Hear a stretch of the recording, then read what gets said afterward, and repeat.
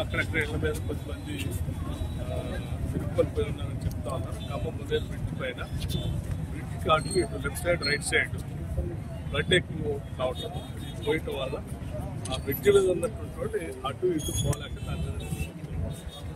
వాళ్ళని రిసీవ్ చేయడం కోసం హైదరాబాద్ నుంచి హెలికాప్టర్స్ రెడీగా అందుబాటులో ఉన్నాయి. కాకపోతే అక్కడ హైదరాబాద్లో కంటిన్యూస్గా వర్షం పడటం వల్ల అక్కడ వాతావరణం అనుకూలించలేకపోతుంది. అక్కడ నుంచి హెలికాప్టర్ బయలుదేరుతుంది. అందుకోసమే ఇప్పుడు ముఖ్యమంత్రి గారు నాతో చెప్పిన దాని ప్రకారం నేను ఆంధ్రాకి సంబంధించిన సిఎస్ గారితో మాట్లాడాను. సిఎస్ గారు వెంటనే అటు ఆంధ్ర అంటే విశాఖపట్నం నుంచి కొంత వాతావరణం అనుకూలిస్తుంది. అక్కడ నుంచి డిఫెన్స్ వాళ్ళతో మాట్లాడి ఆ హెలికాప్టర్ని త్వరితగతిన ఇక్కడ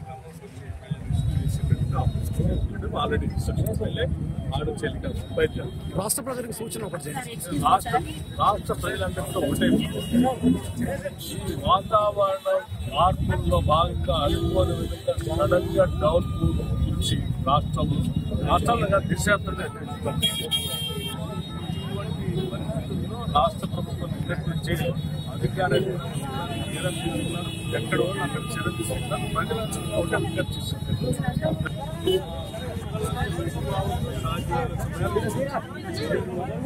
ప్రాంతాల్లో నిర్మాణాలు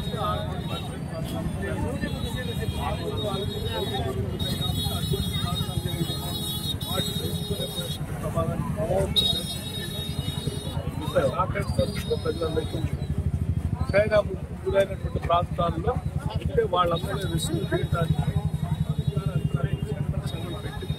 ఆ సెంటర్స్ లో కావాల్సిన ఏర్పాట్లు అన్ని చేస్తున్నారు. భోజన వసతులు, పాలు వసతులు అన్ని ఏర్పాటు చేస్తున్నారు.